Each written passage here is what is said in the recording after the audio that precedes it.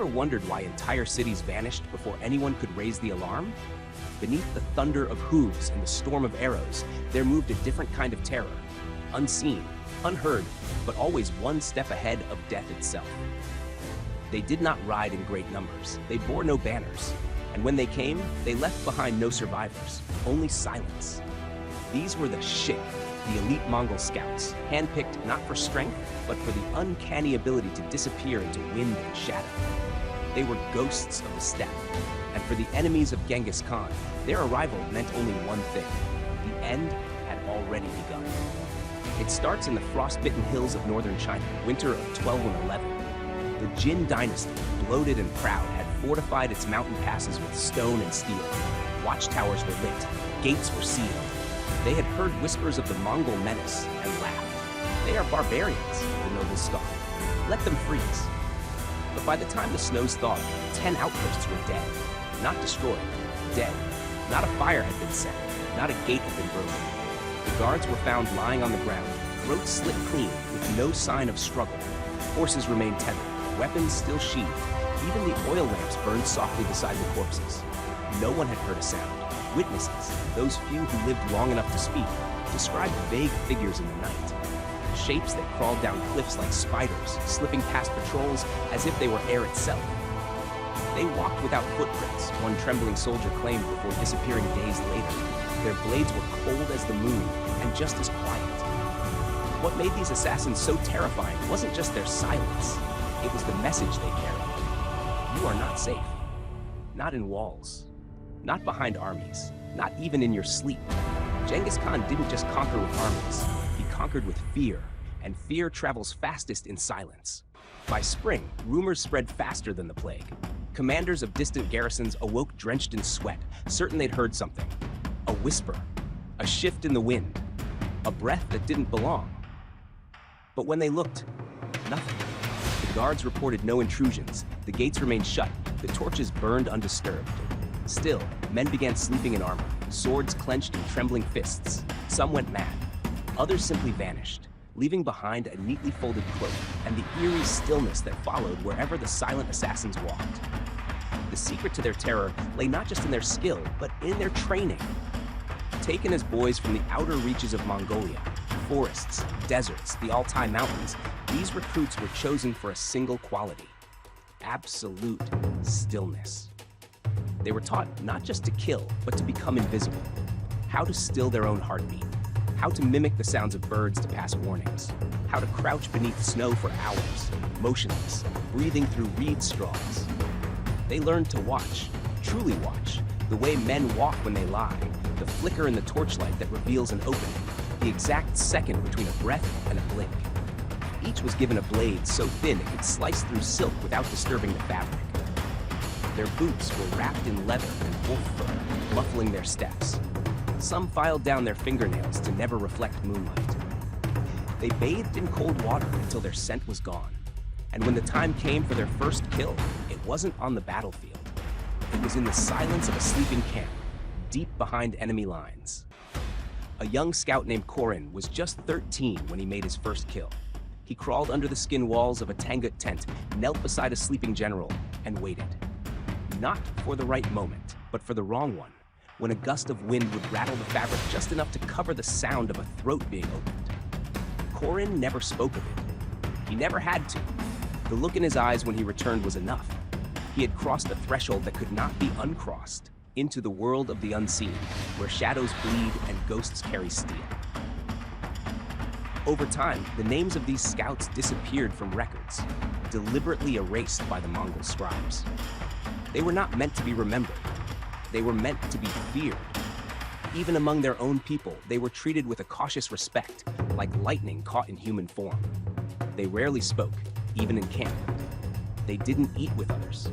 Their tents stood apart from the main army, always near the edge of the firelight, as if they didn't fully belong to the realm of the living. But their influence stretched across the empire like a web. Before a single Mongol cavalryman rode into a foreign city, these scouts had already been there, sometimes weeks, sometimes months earlier. Dressed as monks, peasants, travelers, or sometimes just wraiths of the wilderness. They mapped defenses, marked weak points, identified the most corrupt commanders. They poisoned wells in secret. They released caged wolves into markets to trigger chaos. They set rival factions against each other, leaving cities crippled by their own internal rot before the first siege engine even arrived. One tale speaks of the fall of Nishapur. Officially, it was the wrath of Genghis Khan that led to the massacre. But survivors whispered something else. That days before the Mongol army appeared, children had gone missing. The local governor had gone blind overnight. Dogs howled through the night without cause. Then, one dawn, the guards at the city's eastern gate were found slumped over, still in their chairs. No wounds, no struggle, just dead. By the time anyone noticed, the gate was open. Another legend tells of Temujin, a female assassin from the steppes. She moved among Persian nobles as a servant, serving wine with one hand, while her other hand silently unlocked doors for the approaching storm. One night, she left a knife in a palace bed, not in the king's chest, but beside his pillow, inches from his throat. The message was clear. We could have. We chose not to, this time. That was the art of the silent assassins, not just to kill, but to unmake certainty. To whisper to the enemy, you are already defeated, you just don't know it yet. As Mongol conquests expanded westward, their silent assassins adapted like water, flowing into new landscapes, learning new languages, bending unfamiliar terrain to their will. The harsh deserts of Khwarezm, the snow-choked forests of Russia, the stony hills of the Caucasus, no region was too hostile, no fortress too remote. To the Keshig, every shadow was a road, and every locked gate merely a delayed invitation. By the time Mongol forces approached the great city of Samarkand in 1220, the city had already begun to unravel from within. For weeks, food stores had mysteriously gone up in flames.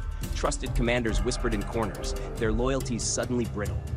A prized warhorse from the Sultan's stables was found with its throat slit and its hooves coated in tar, a message written in blood and silence. No one saw who had done it. No one ever would. But the meaning was unmistakable. Your walls are meaningless. Your strength is already crumbling. The city, once proud and defiant, opened its gates with barely a scream. Fear had become a weapon sharper than any sword. What made these assassins more than just killers was their understanding of the mind. They didn't simply eliminate targets. They unraveled the will to resist. In the Mongol playbook, fear was an infection, and the Keshig were its most efficient carriers. A soldier who finds a comrade strangled in silence will sleep with one eye open. A general who sees his own secret codebook hanging from a tree in the enemy camp begins to doubt everything. Trust collapses. Paranoia spreads. Armies fracture from within. Some even say the assassins planted dreams, that they would whisper to enemy shamans in the night, feeding visions of destruction and betrayal until leaders made fatal choices, retreating when they should have attacked, hesitating at the critical hour. One scribe wrote that an entire battalion turned against its own commander because of a single line painted in ash on the walls. He has already sold you. Were these myths? Exaggerations? Perhaps. But in the world of Mongol warfare, perception was as powerful as the blade. And the Keshig didn't just kill bodies. They killed confidence, certainty, belief itself. In the decades that followed, as Genghis Khan's empire sprawled across continents like a storm with no horizon, the presence of the silent assassins became almost supernatural. Entire towns would flee at rumors, not of armies, but of a single scout seen on the horizon. One lone rider, no flag, no noise, just watching. And that was enough. The Venetians whispered about them in hushed tones, the steppe phantoms. Muslim scholars called them the fingers of death. In Russian folklore, they became demons who walked through walls and drank firelight. Even hardened mercenaries began abandoning posts rather than face an enemy who might already be behind their lines, inside their camps, under their beds. In truth, the assassins were neither demons nor ghosts. They were men and women forged in the crucible of cold reason and endless war. Each one understood that terror was a language, and they spoke it fluently. One moment they were farmers in foreign lands. The next they were slitting the throats of magistrates, and in between, they listened. They gathered whispers like weapons, turned secrets into daggers. One of the most infamous episodes took place during the Mongol invasion of Georgia. As the noble houses prepared for war, they began to receive gifts, gold, silk, even rare spices. No notes, no messengers, just packages left inside their gates, inside their rooms, without ever hearing a door open. These were not bribes. These were warnings. We know where you sleep. We know what you love. Days later, key leaders vanished. No blood, no cries, just gone. And then came the soldiers, riding in behind the absence. There was no great siege, no thunderous assault. The gates opened like a sigh. The Mongols entered to find the city quiet, the defenders confused, their will to fight shattered by phantoms they never saw. That was always the final act of the silent assassins. Not the kill itself, but the silence left behind. A silence that spoke louder than any victory song. That said, this was never your world. It belongs to the ones you never noticed until it was too late. Among the Mongols themselves, the silent assassins were both revered and feared, untouchable even by rank. They did not march in parades. They were not honored in the Khan's court. Their glory came in the form of absence, in the enemy's confusion, in the untouched blade, in a war won before it began. While generals bathed in the praise of conquest, the Keshig vanished back into the night, sometimes never to be seen again. It was said that even Genghis Khan rarely summoned them directly. When he did so in the dark. One such tale surrounds the betrayal of a Mongol ally in the east, a noble chieftain who had secretly conspired with the Song dynasty to resist the Khan. Word of his treachery reached Genghis not through diplomats or spies, but through the whisper of a scout who had sat quietly behind a market tent for 3 days, pretending to beg. The Khan said nothing. He didn't rage. He didn't send an army. He sent 3, not battalions, 3 assassins. They left at dusk, and by the next full moon, the traitor's body was found nailed to the gate of his own palace. Not haphazardly, artistically, eyes removed, tongue wrapped around a scroll of his secret correspondence with the Chinese. A message crafted not for the dead, but for the living. The entire province surrendered within days. No battles, no declarations, just silence and obedience. And then there were the rituals. The Keshig practiced their own form of spiritual preparation before missions. Some covered their bodies in charcoal. Others chewed bitter herbs to numb the senses. Before high-risk assassinations, they would perform the breath of the void, a meditation that slowed their pulse to a crawl, bringing them as close to death as possible without crossing over. It wasn't magic, it was control. Control over their bodies. Control over fear. Control over fate itself. For the enemies of the Mongols, this was the true horror, that these assassins did not fight with desperation or rage. They fought with certainty. The kind of certainty that only comes when death is not a risk, but a companion. Quiet, patient, inevitable. Perhaps the most haunting legacy of the silent assassins lies not in the bodies they left behind, but in the ones they chose to spare. There were stories, half-whispers in ruined villages and broken courts, of commanders who woke in the dead of night to find a dagger pressed against their chest, not stabbing, just resting. Cold as ice, balanced perfectly, as if it had floated there, and beside it a scrap of parchment with a single Mongolian glyph. Next, these survivors didn't speak of it publicly. They didn't need to. Their silence became a second death. They resigned their commands. They refused to ride into battle. Some turned to drink, some to prayer. One famously wandered naked into the steppe, muttering, "They walk in dreams, they walk in dreams." And in this strategy lay one of the most profound psychological weapons ever devised. Not merely the removal of life, but the erosion of will. The silent assassins didn't just target individuals. They targeted nerve centers of resistance, ambition, leadership, loyalty. Kill the will, and the sword will lower itself. One scout, name lost to time, reportedly spent months living among the bakers of a fortress city, learning schedules, routes, guard rotations. When the time came, he didn't kill anyone. He simply poisoned the flour. 3 days later, half the garrison was too weak to stand. The gates opened not with force, but with a sigh. It was never about brute strength. The Mongol cavalry was mighty, yes, but even the greatest hammer needs a chisel to crack the first stone. That was the assassin's role. They softened the enemy, turned stone into sand. They were the prelude to thunder, the whisper before the scream. And yet, despite all this death, despite the blood that stained their hands darker than any night, the Keshig were not cruel. Not in the way tyrants are cruel. They saw death not as punishment, but precision. Not vengeance, but balance.